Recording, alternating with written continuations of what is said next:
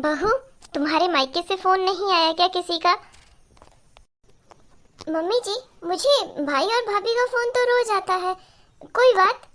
अरे बहू, तुम तो जानती हो कि माँ बाप के जाने के बाद कोई ही भाई भाभी होगा जो इतना फर्ज अपना समझते हो ननद या बहन के लिए। अब आगे करवा चौथ आने वाला है। मैं सुबह पूजा पाठ करके निकली तो मैंने सुना कि बड़ी बहू अपनी माँ से बात कर रही थी कि मम्मी, मुझे करवा चौथ की साड़ी सूट जो भी आप लोगों ने देना है टाइम से दे दो, फिर मुझे उसकी स्टिचिंग करवानी है, फिटिंग देखनी है। तो मैंने सोचा कि क्यों ना तुमसे पूछूं। हमारे यहाँ तो रिवाज है बहू कि करवा चौथ का सूट मायके से ही आता है। कोई बात नहीं मम्मी जी, मुझे लगता है कि भाई भाभी को इस बारे में कोई पता नहीं होगा, लेकिन मैं उनसे बात करूंगी और वो मेरी बात कभी नहीं टालते।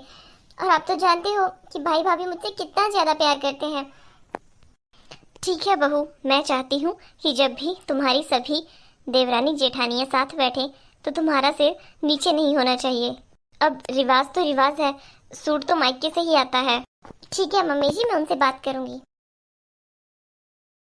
हेलो भाभी, वो मैं ये कह रही थी कि हमारे यहाँ करवा चौथ पर सिर्फ मायके का ही सूट या साड़ी पहनती है, तो क्या आप मुझे अपनी तरफ से सूट या साड़ी लेकर आओगे इधर? देखिए दीदी, हमारे यहाँ ऐसा कोई रिवाज नहीं है। ये कौन सा आपने अलग सा रिवाज निकाल दिया? अगर आपको सूट चाहिए तो ऐसे ही बता दो, लेकिन अभी तो आपके भैया शहर से बाहर गए हुए हैं किसी काम से, बिजनेस मीटिंग से, तो वो तो नहीं आ सकते।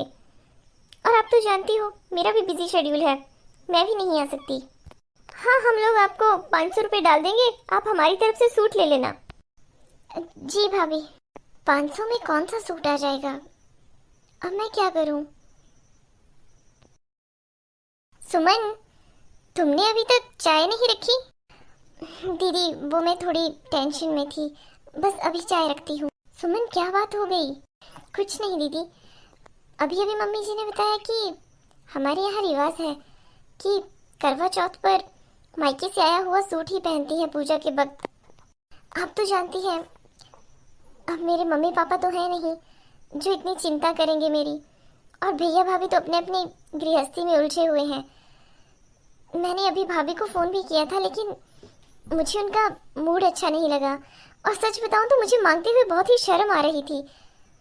भाभी थोड़ा और स्वभाव की है, भगवान ने भी मेरे साथ बहुत ही नाइंसाफी की हुई है। सुमन का तो मूड ऑफ हो गया, और करवा चौथ पर अगर मूड ऑफ रहा तो कैसे व्रत रखेगी वो, और फिर उसे बार बार अपने मम्मी पापा की याद आएगी। क्या हुआ सुमन, इतनी सी बात को लेकर परेशान हो? ऐसा करते हैं कि मैं चुपके से तुम्हारे लिए सूट और साड़ी ला देता हूँ जो तुम्हें अच्छा लगे, और फिर तुम मम्मी से बोल देना कि तुम्हारे मायके से आया हुआ है। और फिर मेरे द्वारा की हुई पूजा ही ना लगे तो फिर क्यों ही पूजा करूँगी मैं? अगर रिवाज है कि मायके से ही सूट आना चाहिए तो मायके से ही आना चाहिए ना। मैं क्या करूँ अब? सुमन, तुम्हें ये बात भी सोचनी चाहिए, जिनके मायके नहीं होते वो भी तो करवा चौथ के व्रत रखती हैं।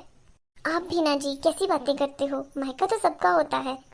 अरे मेरे कहने का मतलब कि जिनके भैया भाभी भी उनसे ताल्लुक नहीं रखते और मम्मी पापा भी नहीं होते वो भी तो करवा चौथ का व्रत रखती हैं। तुम फालतू में सोच रही हो सुमन। क्या करूं, कुछ समझ नहीं आ रहा है। मम्मी से बात करनी पड़ेगी। अरे दीदी आप, अरे मैंने कहा था ना कि आपके भैया बिजनेस मीटिंग से बाहर गए हुए हैं। मैं आपके खाते में पैसे डलवा देती, आप मुझे कह देते, आप उधर ही सूट ले लेते। इतनी दूर आने की क्या जरूरत थी आपको? भाभी, भैया बिजनेस मीटिंग से बाहर गए हुए थे और आप पूरा दिन उनका फोन नहीं उठा रहे थे।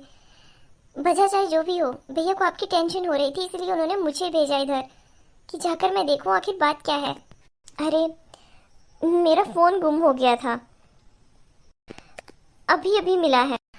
ठीक है भाभी, बैठो मैं चाय बनाती हूँ। नहीं भाभी, मैं चलती हूँ, मुझे घर पर थोड़ा काम है। अच्छा हुआ चली गई, नहीं तो फालतू में मेरा इतना ज़्यादा खर्च हो जाता। सूट के भी पैसे देने पड़ते और उल्टा फिर जीजा जी को भी कुछ देना पड़ता। सही है, मुंह फुला के जाए तो जाए, मुझे क्या ही फर्क पड़ता है। कहीं ना कहीं तो भाभी को लगा ही होगा कि मैं वहां सूट मांगने गई हूँ। मैं जानती हूँ कि उनका नेचर कैसा है।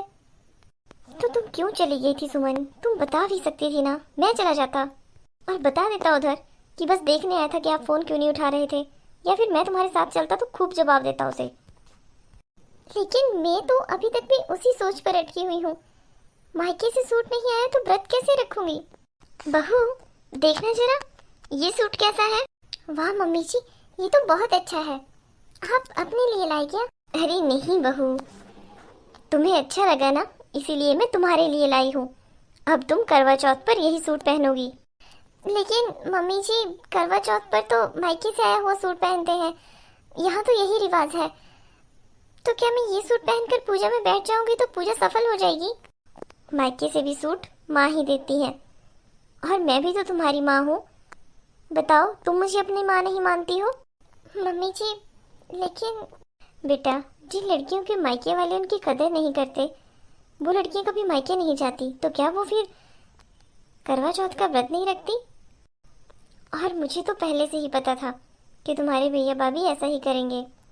तो क्या हुआ, हम तुम्हारा मायका तो नहीं बदल सकते, लेकिन कुछ रिवाज जो हमारे हाथ में है वो तो बदल सकते हैं। सही कहा मम्मी, अच्छा हुआ आप सूट ले आए। ये तो टेंशन से 3 दिन से सोई ही नहीं है, इस तरह से तो ये बीमार हो जाएगी। बेटा, ये रीति रिवाज हम लोगों ने बनाए हैं, और किसी अच्छे काम के लिए अगर रीति रिवाज बदलने पड़े तो बदल देने चाहिए। अब जल्दी से तुम्हें ये सूट जहाँ भी सिलवाना है सिलवाई करवा लो। Thank you so much mummy ji. Mummy, आज आपने इसकी बहुत बड़ी टेंशन दूर कर दी। बेटा, बेटे की शादी करके बहू घर में लाना ही सास का काम नहीं होता, या फिर उससे नौकरों की तरह काम करवाना ही सास का काम नहीं होता।